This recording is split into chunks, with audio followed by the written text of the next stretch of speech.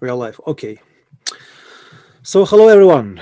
It's the second EMI webinar in English, and today our guest is Fruzsina Szep, who is the head of German Superbloom Festival, ex-head director for Lollapalooza Berlin, and ex-program and artistic director of Sziget Festival. Hello, Fruzsina. Hello, Max, and hello, everybody. Добрый день. Добрый день. Nice to meet you. Thanks for coming. And so, Fruzsina, we're going to talk about European festivals most of the time. So my first question is, what can we expect from summer festival this summer? What is the situation with them in Europe? Very good question, my dear Max. I wish I would have a big crystal ball, like a big magic crystal ball, and I could look inside and tell you the truth, what will happen in summer 2021. But even my magic is limited. It's a very complex question because I'm sure you guys also in Russia, you hear it in the news, what's happening all around the world or what's happening in Europe. And every country has a different situation, a different local situation with COVID-19. Some countries are hit much harder. Some countries are doing already maybe a little bit better, but the majority is in the lockdown, and we are living in very uncertain times at the moment. Very uncertain for the festival and the event industry, for the music industry. And talking to you now, it's the 10th of February. It's very, very hard to predict what will happen, even in June or July. What we see now in many parts of Europe, or what I see, I work in Germany, is that also today there will be a big announcement in the news about a potential prolonging the current lockdown until most probably mid of March. And that means that all the shops, all the schools might be still closed until mid of March. And, it's for us, festival organizers, we need the direct dialogue with the authorities. That's also the normal procedure when we are planning a festival, that we have to be in constant dialogue with different local authorities, because they give us the permission to organize the festival, to open the gates. And at the moment, this dialogue or these conversations are not happening, because the authorities also don't know what they can tell us, and that's why we are very much in a limbo situation. So it's something that we would like to plan. We would like to give the information to our audience, to our fans, who give us the trust and buy our tickets. But at the moment, it's simply impossible to say anything, because we are depending on the current local political decisions. And that is not only in Germany like that, that is really in every European country at the moment. And I wish, my dear Max, I wish I could tell you much more positive things and to all the listeners out there. But, when organizing a festival, and I'm working, I've always been working with so-called major festivals. A major festival is a festival that has a bigger capacity, when we have 50, 60, 70, 80, 90,000 people on site per day. And these events nowadays, when you think of when we are talking about Corona, not even 5 people can meet at once. So how to plan a festival of that size with all the, with all this security, the health and safety regulations that we have to do anyway. And health and safety, security is always one of the top priorities on every festival. So every production team, every festival team knows that that is a must-have. And at the moment, our hands are tied, and we just simply can't start planning. And that's a huge pressure on all of us. So not only in Germany, not only with our festivals. I work for a company that is called Good Life, and we are based in Berlin. And we have many festivals that we organize in Germany. This is the same case all over Europe. And I can tell you that because I'm part of Europe. That is the European Festival Association. I'm sitting in the board. And only just yesterday we had a big Zoom call with all our festival members. That is more than 100 festivals that are part of Europe, from all over Europe, and everybody kind of updated us on what's happening nowadays in their own country. And the situation is, sadly to say, everywhere the same. But we are not losing our hope, and we are definitely not losing our optimism, because as festival organizers, for us, it's it's the biggest pleasure to organize events, to organize festivals, and see the audience enjoying themselves and having fun. And we would love to create such moments again for the people, that they can come together, they can experience music, arts, culture, fun, love, excitement, seeing each other, hugging each other. The essence of a human life as well. And that's what we are lacking since almost a year now. Do you get any help from the government during pandemic when you don't know what to expect? Do you get any help from the government? Yes, the German government announced very good help scheme and umbrella for the event industry.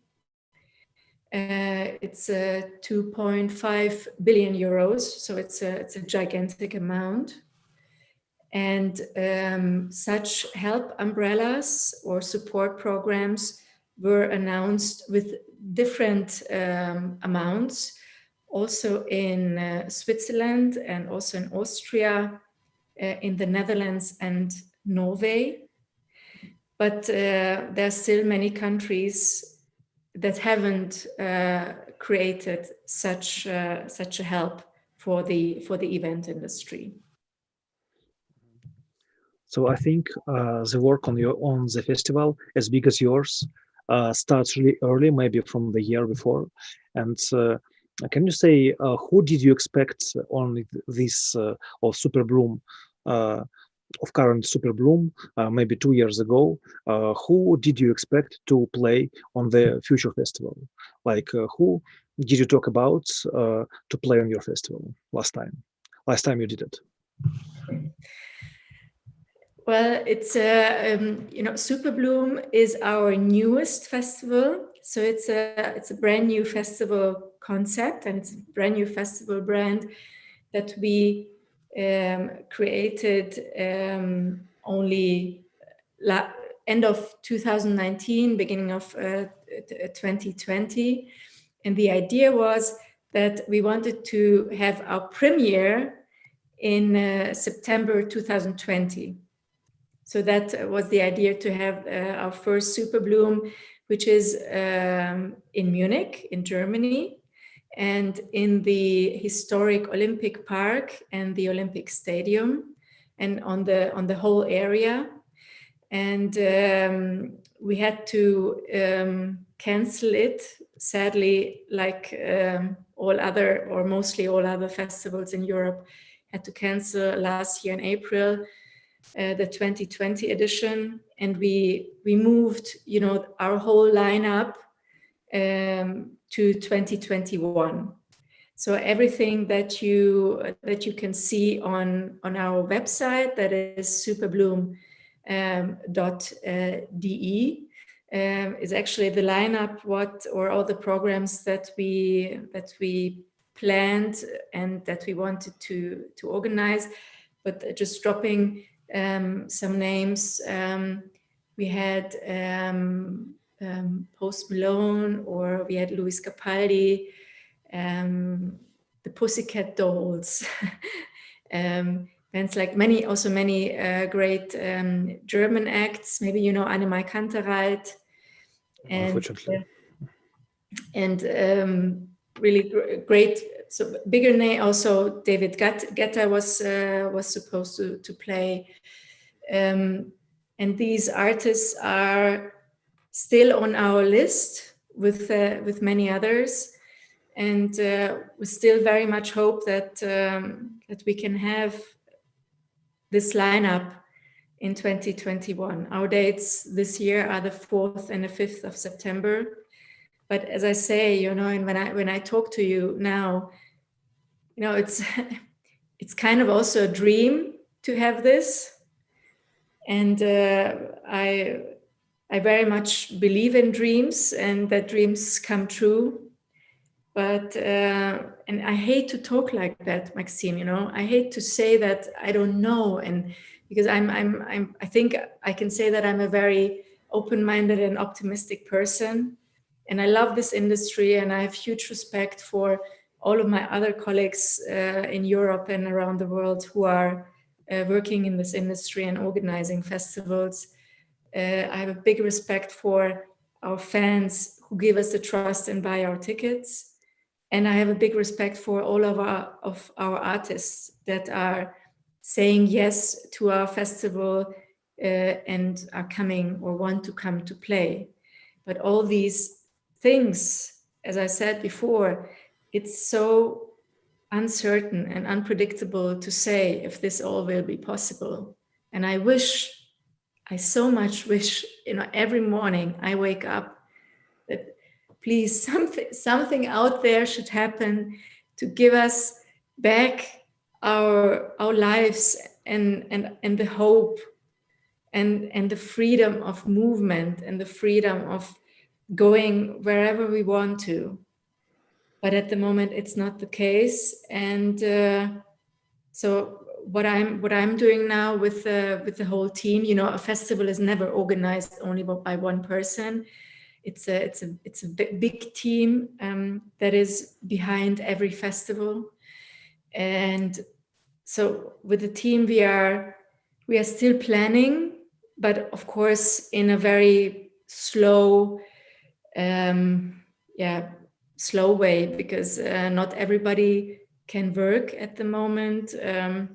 We also have a very good system in Germany. I don't know if you have that in Russia. It's the short-term work, which is that all our colleagues, we could keep all our colleagues, which is amazing. So nobody had to leave the company, or we didn't have to say goodbye to anybody. And with also the help of the German government, our companies, Good Life, is receiving support, but not only us, so all the German companies are receiving a support from the state to keep their employees, but the employees work on a short-term work relation, and they receive only a part of their salary, but they receive at least a salary. With you can pay your rent or your bills and your everyday life. So this is actually a huge thing that that this is also, you know, like a very good social umbrella that we have in Germany. So awesome. You said that you just spoke with colleagues from all over Europe about festivals. Do you have any trade union of festival organizers in Europe? Is it some kind of the whole network of festival organizers, and you can talk with colleagues from Lollapalooza, from Primavera, and other festivals? Exactly. That's the idea of Europe, the European Festival Association. It's written with a Y.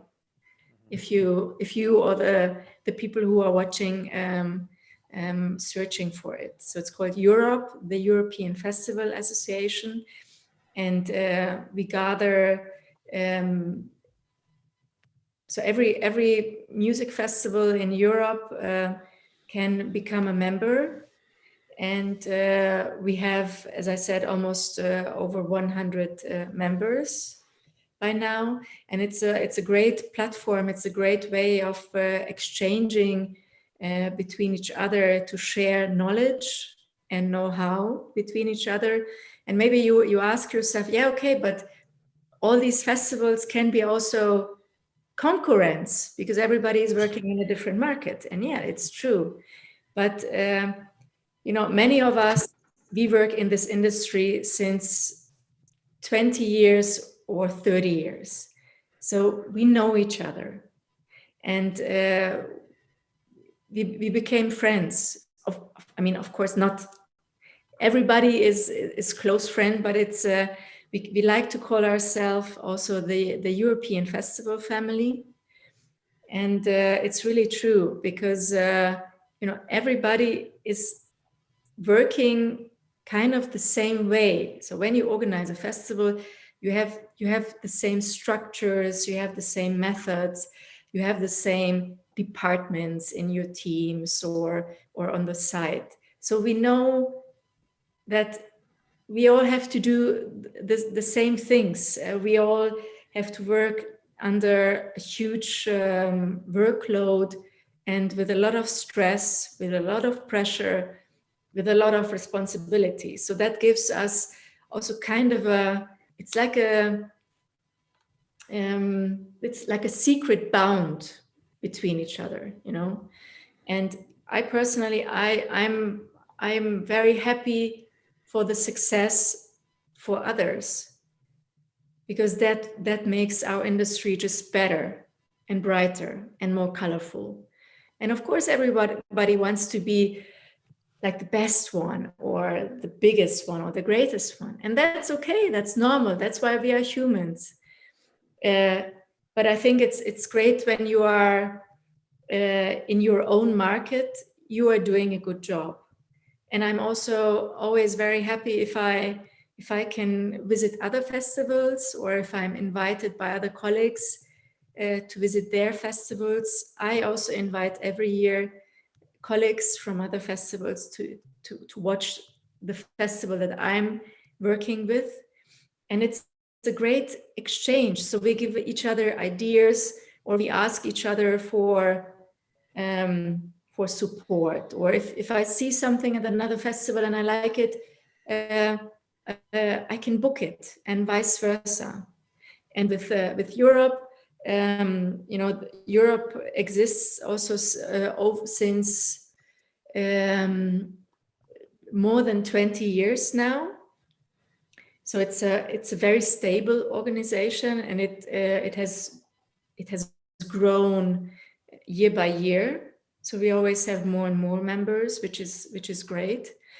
And we have also regular meetings, so-called members meetings, and we normally organize those in January is our first meeting.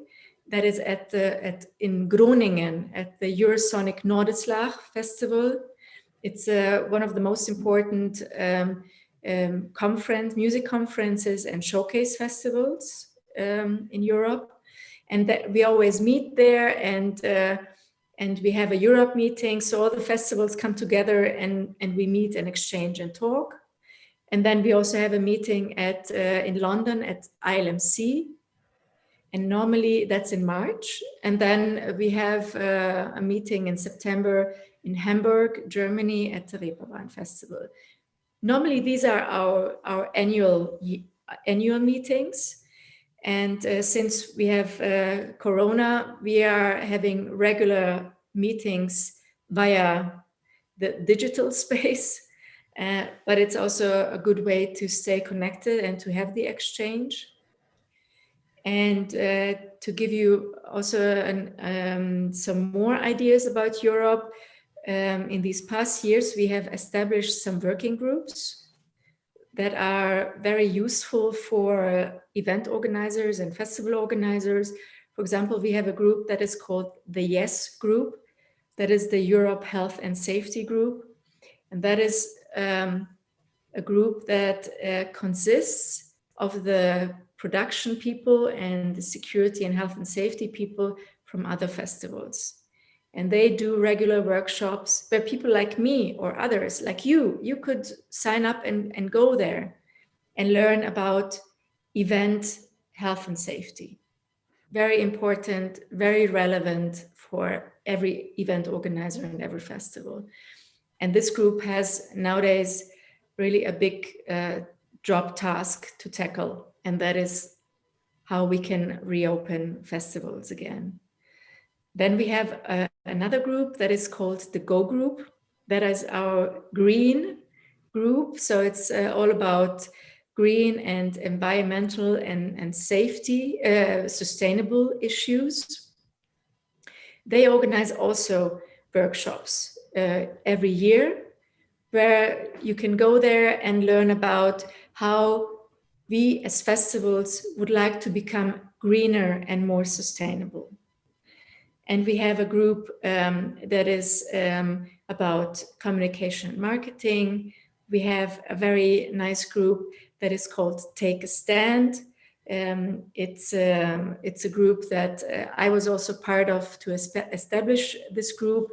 It's actually a movement where we talk about respect, tolerance, peace, mutual understanding, humanity on our festivals. What it means, what are, these are the core elements also of why we organize festivals, to create spaces where humans can meet and in a friendly and in a peaceful way, to have fun and to learn about each other's cultures and don't care about where you come from, to be open-minded and not to look if you have a different religion or a different sexual orientation or a different skin color. It doesn't matter, because if you are on a festival, we are all become one. And these are some,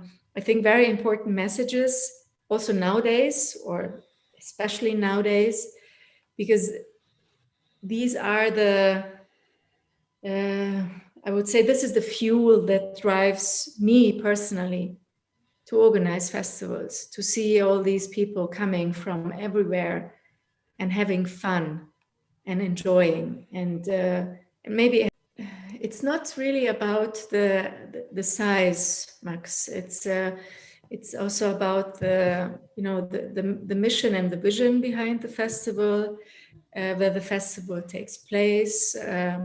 Obviously, of course, it's also important to know what is the capacity of the festival. We have also smaller festivals that are part of Europe. We also have for example, the festival I just talked about, Eurosonic Nordeslag. It's an indoor festival. They are organizing it in different clubs in the city of Groningen. So it's not only about having a big open space with 10, 30, 40,000 of people. It can be a festival of a size of, 3, 4, 5,000 people. of course, it's not about the very small ones, because it has to fit to the idea why Europe was established. And the idea was to have a network of open air music festivals. That was actually the core idea. And so when I'm doing a festival for say like 500, 600, 700 people, I'm not considered as a festival organizer, or not? You are, but that's of course you are. No, don't get me wrong, but that's maybe a little bit too small to step into an organization like Europe. You know, because when we are talking about 600-700, that is in many parts in the world, that is actually a club size. And for that size of events, there is also another organization that is gathering clubs together under an umbrella. Yes, maybe there is some other union to help club owners and club organizers to get together and keep in touch. Yeah, absolutely. But you know, if you say, okay, you would be interested in joining a members meeting in Europe and just to listen what we are talking about, you can always apply and, you know, write us, and our doors are open. So it's we would be happy to have a dialogue or to give assistance or help with our knowledge. So that's really the core idea of this organization, is to support each other, to build the network and to learn from each other. You said that you're working in industry already more than 20 years. So I wonder, how did you start your way in music industry? What was the core point? Max, how much time do we have? I think 30 minutes as well, at least. No, I asked because it maybe that would be another conversation, but I tried to make it short. I was pretty young. I was 18 years old when I coincidentally stepped into the music industry, into the event industry, and I was working for almost 7 years as a band manager and a tour manager. So I was touring around the world at a very young age, and I was organizing shows and concerts really all over the world, and it was an amazing experience. It was learning by doing. This is also something that I, when I'm asked to do interviews like this, I like to say that this business is very much learning by doing. You know, it's not something that you can really learn at school. I mean, nowadays there are some really good curriculums to learn about the music industry. One of that, like my best example, is the Berklee School of Music. They are in Valencia, and they have a very good curriculum, and they have great students there and wonderful teachers. But you need to go out there. You know, you need to do the job. You need to learn it by yourself. You have to make mistakes. You know, I made so many mistakes at the beginning of career, and I'm still making mistakes, and that's all right. And I'm not afraid of making mistakes, but I want to learn from my mistakes, or I also want to learn from the mistakes of the others. And these first 7 years, I'm also very thankful for, you know, all the colleagues that I met in various countries that gave me the trust to explain me, you know, how does a stage function? You know, what is the sound system like? Why are there so many cables on stage? What is a backstage? You know, all these things I didn't know, and I had to learn, and I had to learn very fast, or organize a tour which includes flights and buses and coaches and pickups and drop-offs, and maybe canceling a flight, or you know, all these things that are part of a tour. And so I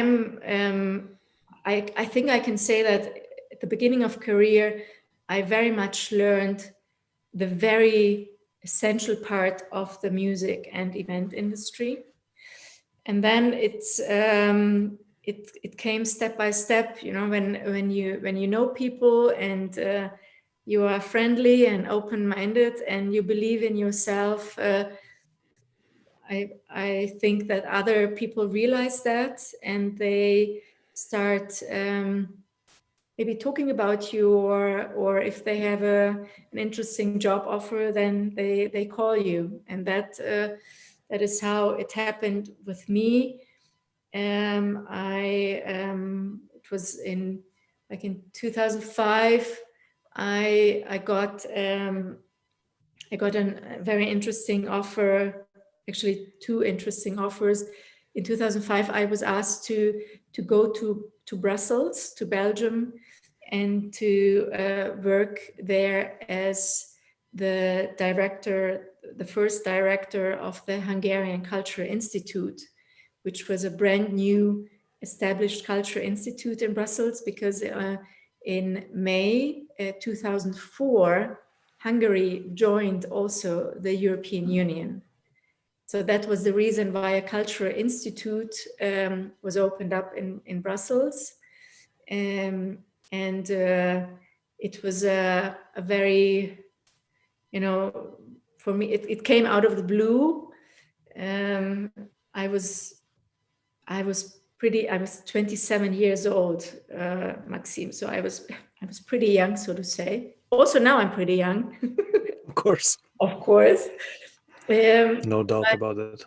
But that was a big thing, and I'm kind of a person that I love challenges, and I like to jump into deep cold water and to try to test if I can do it, you know, because if I always say, if I don't try, I cannot say that I did not succeed.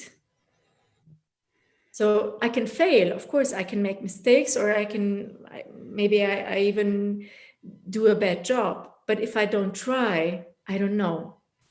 So I said yes, and I worked for almost a year in Brussels in that position. It was a wonderful challenge and a great opportunity. But I was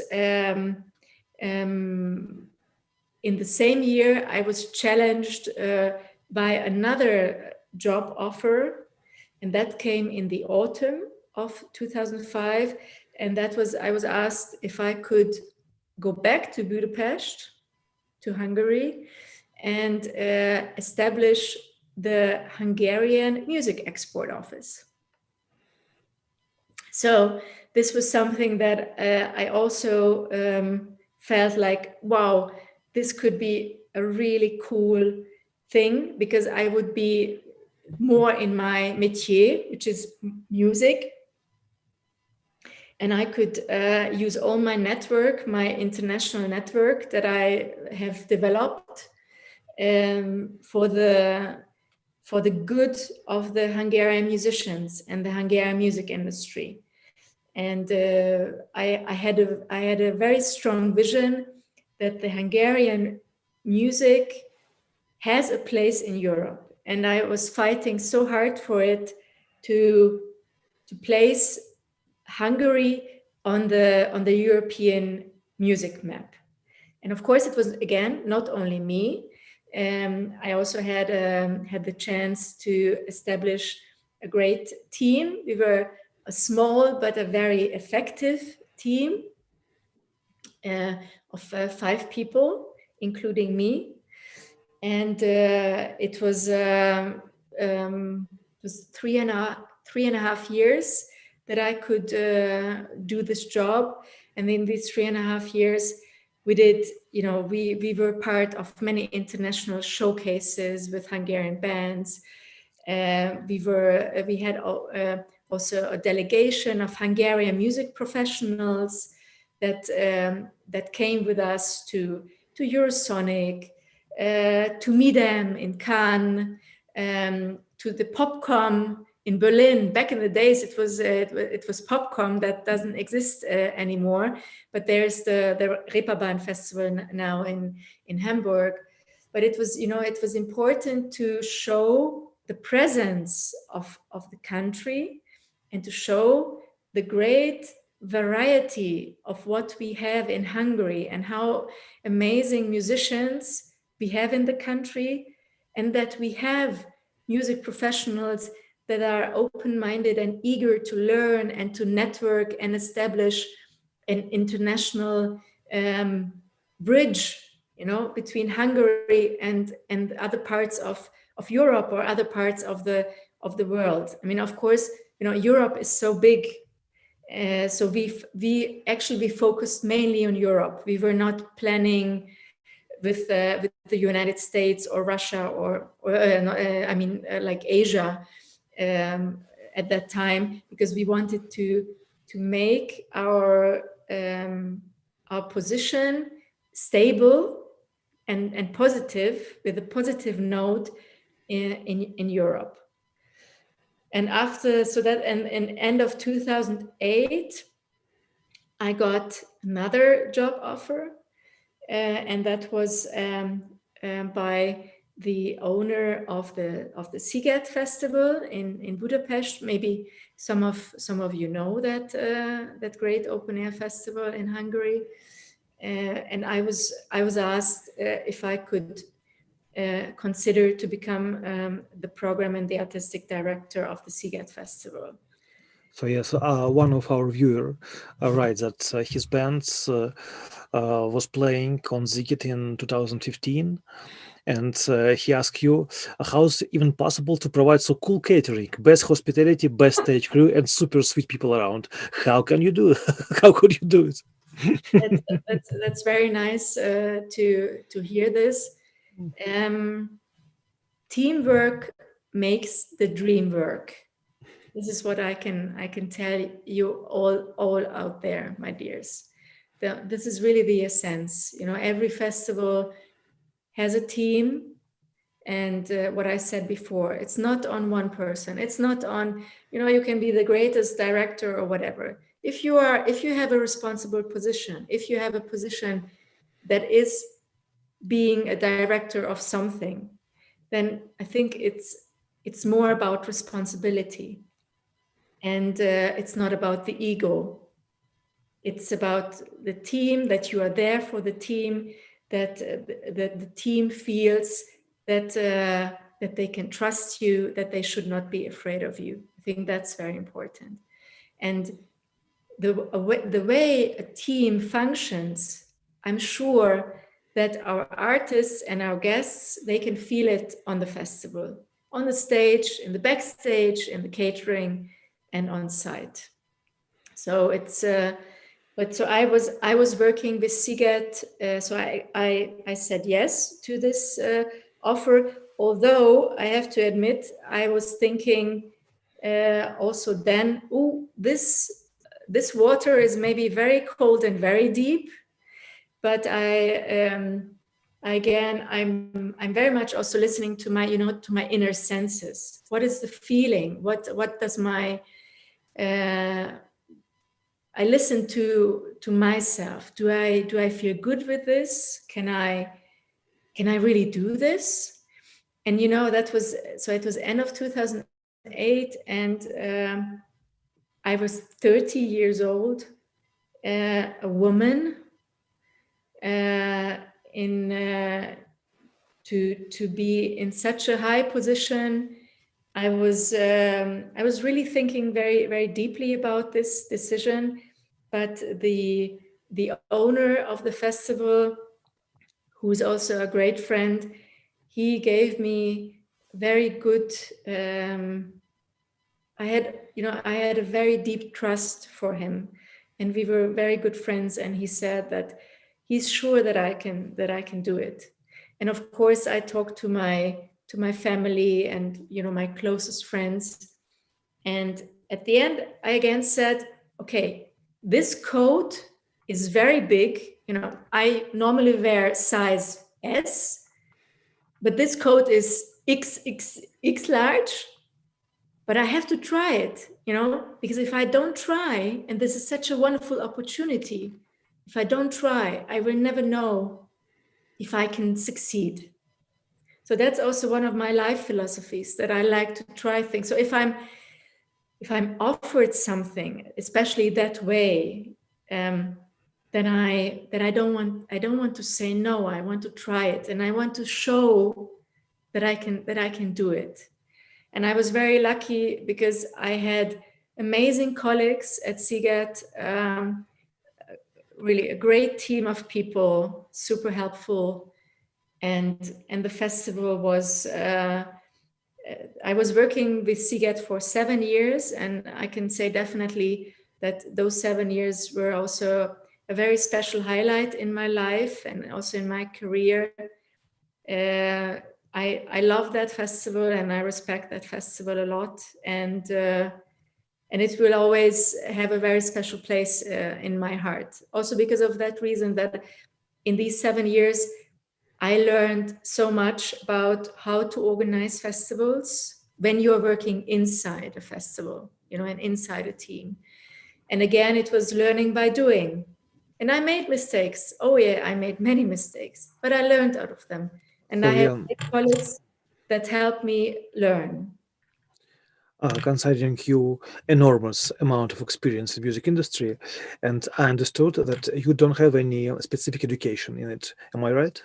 So you're always learning by doing. Yes, well, I don't have any specific education in organizing a festival. I could be a heart surgeon, and I could be a festival organizer.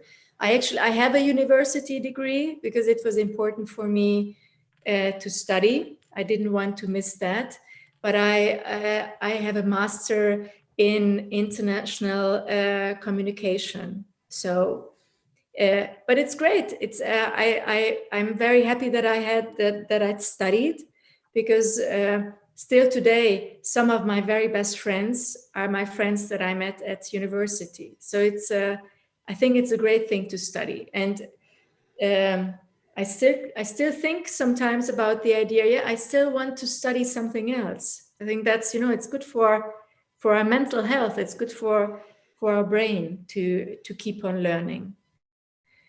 And so would you recommend young promoters to go to study the promotion things, the organizing things, and only after that start doing their own things, or they should start learning by doing, and maybe only after that realizing what they really need to study, keep studying?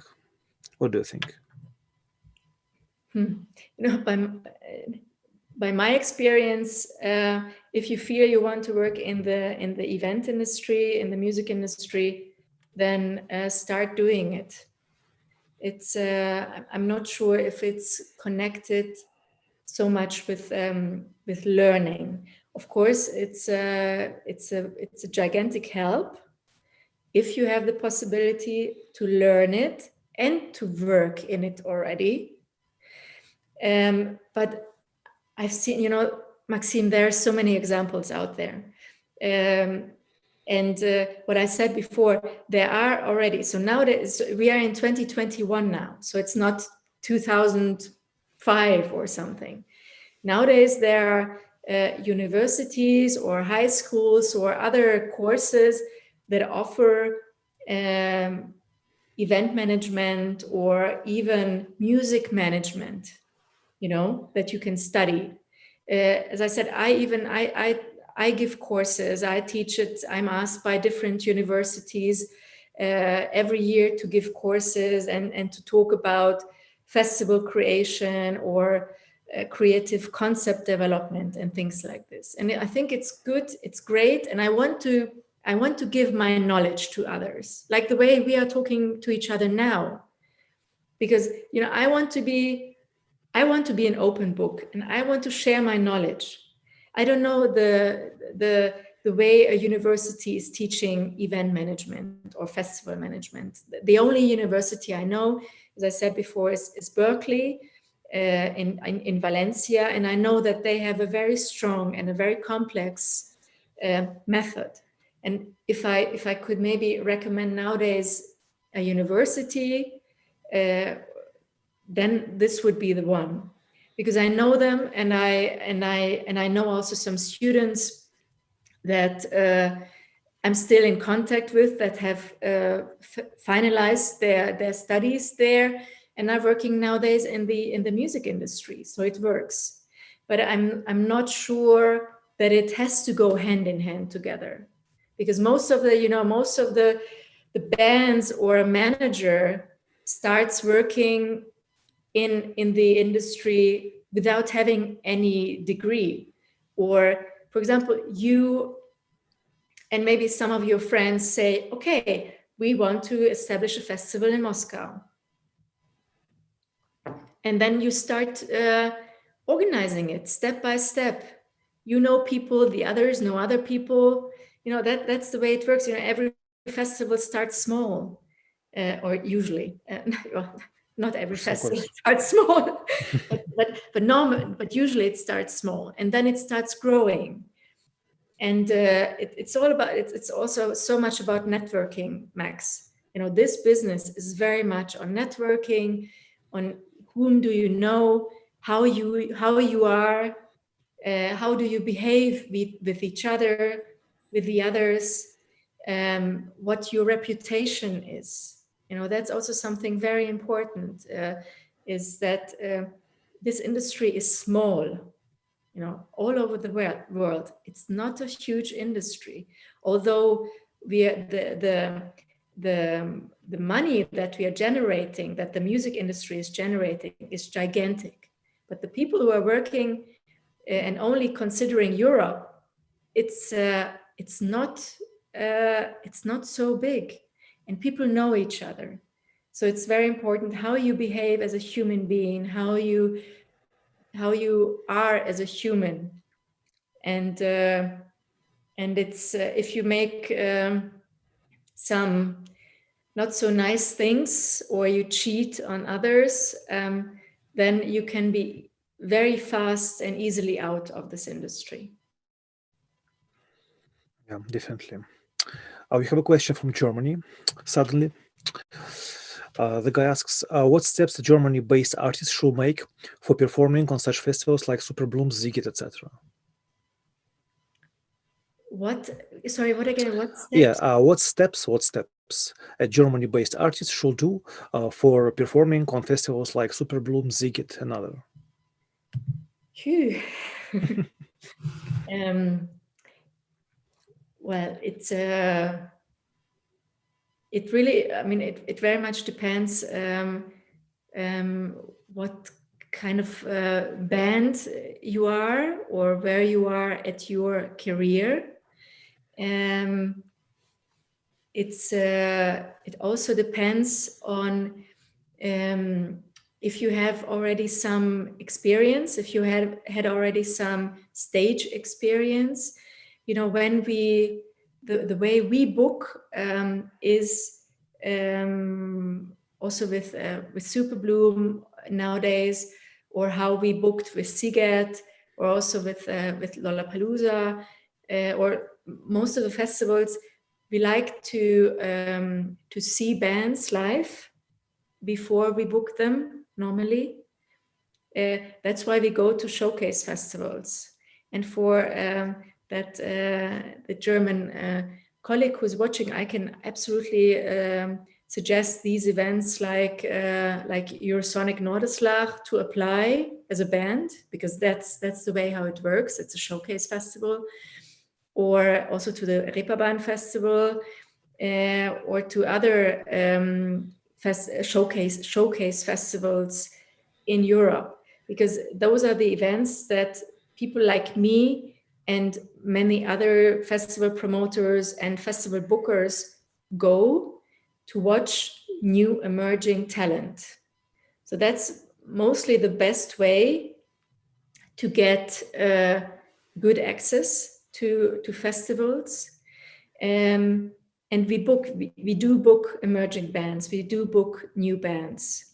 If it's, I don't know if the colleague now if it's a new emerging band or already a known band, because the other way around is that if you are already somewhere in your career, or you're part of a booking agency, or you have a management, then we as festivals we receive offers from managements or from bands directly that apply and that they would like to play. And of course, then it's on us, so it's on the team of our festivals to decide if the band fits to our lineup, if the band fits to the imagination of the festival, also musically. For example, at Superbloom, we will not really book any heavy metal band, because it's not the style of the festival. Or a metal festival like the Wacken Festival, they won't really book any electronic dance music acts. So it's those in short. I hope I could give some advice. Yeah, so if you are the German viewer who asks questions, you can write to us what's something about yourself, and we continue talking about your problem and your questions. And the same viewer asks, so what resources, portals, and webinars should a German-based artist watch and follow to stay informed of the current situation in the German and especially Berlin music industry? I think one way of having good information is the Berlin Music Commission. Definitely, they give very good advices and also the latest updates on what's happening nowadays, especially in Berlin, and on one other channel that I'm reading actually every day is the IQ magazine, so the online version of IQ. That is maybe also a good advice or idea for all the other viewers. That gives you kind of a very very good overall view what's happening nowadays in Europe and in the United Kingdom, about festivals, support programs in the different member states, about festivals, clubs, tours, things like this. So another viewer asks, if the European festival industry thinking of moving someone into somehow into digital space, you save a lot on all the on-the-side costs and you still hold your events. So have your colleagues thought about making online events instead of offline?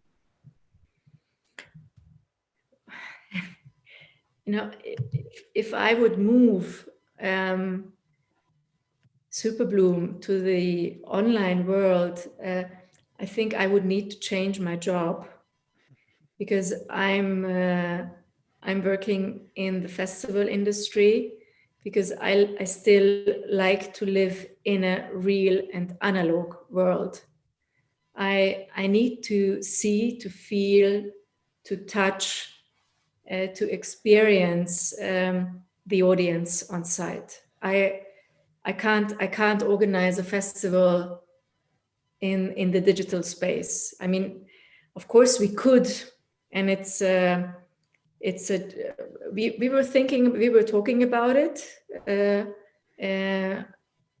to try it, but when we checked the amount of what it would cost to have a professional platform to create Superbloom that way as we imagined it on site, it would have been extremely expensive, and the effect would be absolutely different.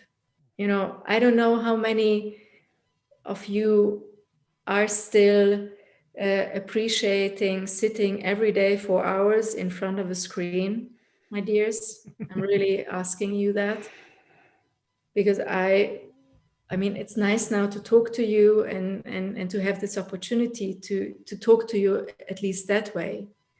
But I would love to sit with you now in a room and to see all your faces and to experience, the energy between us.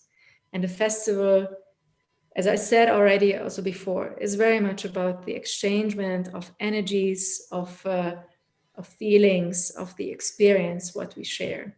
And I'm pretty happy that this is still only possible in a real and in an analog world and not in a digital space. So you say that you started as a band manager, and then you moved to festival organizer. So why did you stop being band manager? Yeah, I stopped it because I got these other job offers. So what I said, it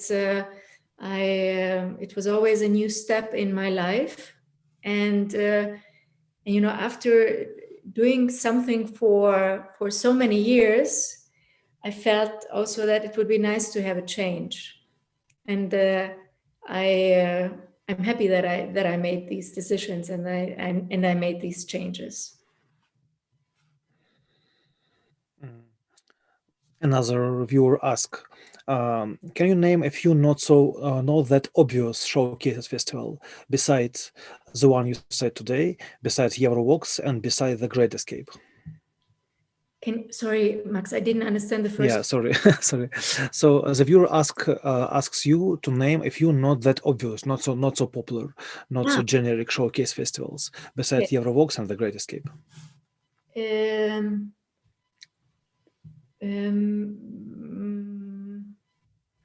Okay, what is not obvious? I think for every showcase festival is obvious, and it doesn't matter if it's big or small.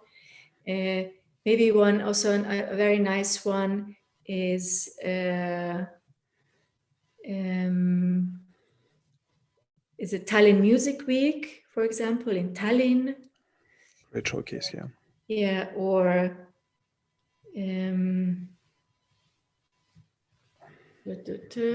Great Escape, the viewer mentioned already. A Nouvelle Prague in Prague. Then there's Bush in Hungary, in Budapest. What else? These are the ones that come to my mind now. But as I say, I think, or the Waves Vienna, that's also a great showcase festival in Vienna. And I think those are the main ones, but they're really so, I think nowadays many countries in Europe have these festivals and these showcase festivals, and it's easy to, if you Google, showcase festivals in Europe, you can find them, and it's definitely it's a great way to get into the industry, to start networking, to show yourselves, to play for the industry, to be seen, to be heard, and to become part of the whole ecosystem. And Fruzsina, maybe the last question. What business models are there for distributing money or income between promo groups participating in one festival? It's a weird question because I always thought that one promo group makes one festival, not many promo groups at the same time. What is a promo group? You mean a promoter? Yeah, but it seems that someone thinks that different amounts of promoters make one festival. So No, different promo groups making one festival. no, it's one. It's usually or always it's one promoter being in charge of one festival. Yeah, sorry. So there is no chance many promo groups will make one festival. Am I right? maybe yes in the future. I don't know. I would love to see such an example, but it's of course it's possible that promoters of different, or I would say that different companies come together and create one company, and that company becomes the promoter of a festival. But it has to be one promoter, because what I said also at the beginning, we have these very long and complex conversations with the authorities before we can open a festival. And in these negotiations, in these meetings, and in the contracts, the promoter has to be mentioned, so that the promoter is in charge of the festival. So that can be actually only one, like one company or one person. And maybe the very last question. Could you give us, because there are many young people watching us and many young promoters, the beginners of music industry watching every hour webinar. So could you give us, please, some advices for the beginners who want to start their way in music industry? Some maybe advices except learning by doing and believing in yourself. Why? These are the best ones. I agree, but maybe there are some other. You mean if somebody wants to start being a promoter? Yes. Yeah. I still want to say, really, maybe it sounds a little bit cheesy, but you have to believe in yourself, and if it's your wish and your strong dream, and if you feel this is your destiny, you want to become a promoter, then that's already the great beginning. That's the basis, because it's this job has a lot of risks, a lot of financial difficulties, a lot of investment. The first years when you start as a young promoter and you start promoting shows, when you start only promoting shows, so not even a festival, but the risk is yours, so you are in charge. So you have to know, you have to be aware of the responsibility, for sure. And you have to have a plan, you have to have a vision. What do you want to promote, and why do you want to promote? Also to see, is there a niche? Is this something new and exciting that you want to develop? Because then you can step into the market with something new. I think before you start, it's good to observe the market where you want to work at, because then you see what's happening there, who are the players, who are the big players, who are the small players. And you have to make relationships. Like, as I said, networking is key. Knowing people is very important. And maybe you don't even have to start alone. You have a partner or a group of friends, and you share the risk. That's many times also very helpful. Or maybe you have an investor, somebody who has some money that can be invested into a new and interesting company or a new and interesting project. And I don't know how it is in Russia, but in certain countries you have also some government funds where you can apply to with certain ideas, and that you get even, like a startup funding. Or there are also possibilities for different types of calls for applications at the European Union. These could be, just maybe quickly some thoughts, but again, I really would like to repeat that it's very much on you, how much you believe in, okay, this is my way. I want to become a promoter. I want to work in this industry. Because if you know that already, doesn't matter how hard it gets, the most important person you have to trust is yourself. Yeah. Some people think that there are huge money in promotion business, huge money in making gigs and festival. So what's your experience about that? When did you start getting enough money to eat, to buy your food and clothes? Okay, some basic needs to cover your basic needs when you start working as a promoter.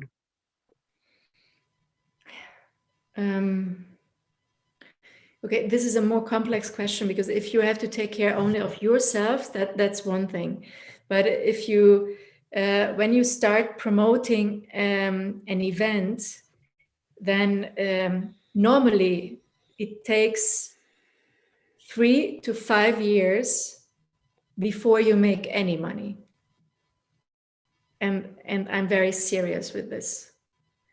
So it looks like, for the outside, it looks like, oh, it's the big money-making machine. It's not.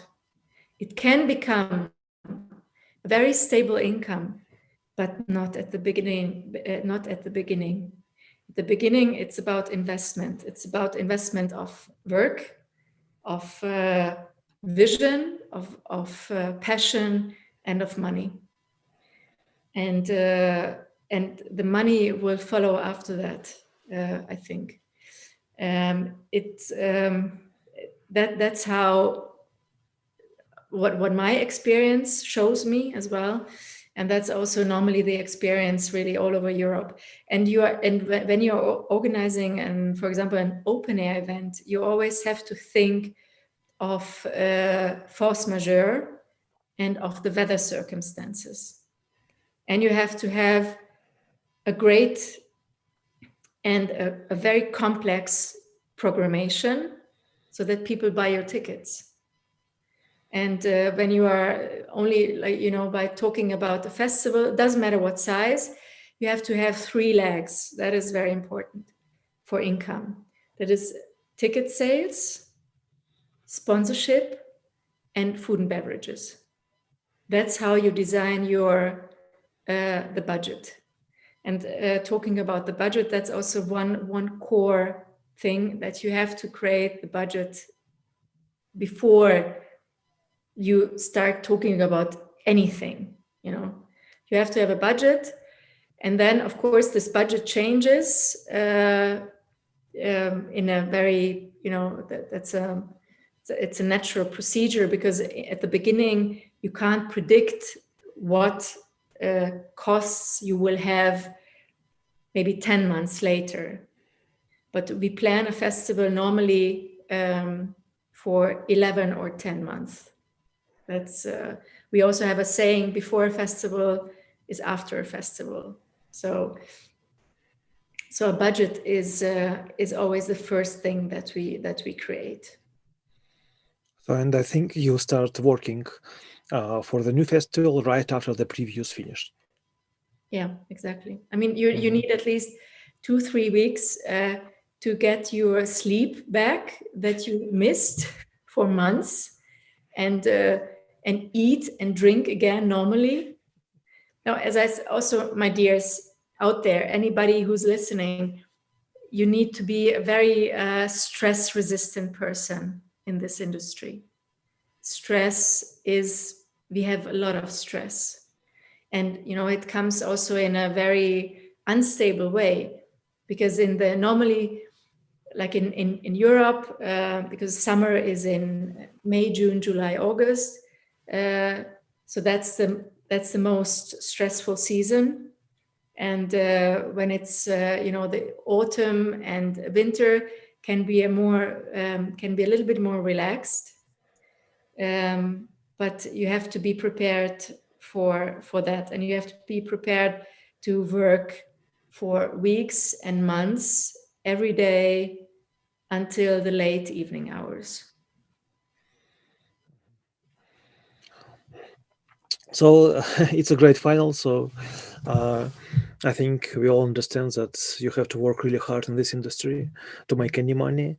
But yeah, you have to believe in yourself and love music and love people and make good network and make good connections to keep it all working.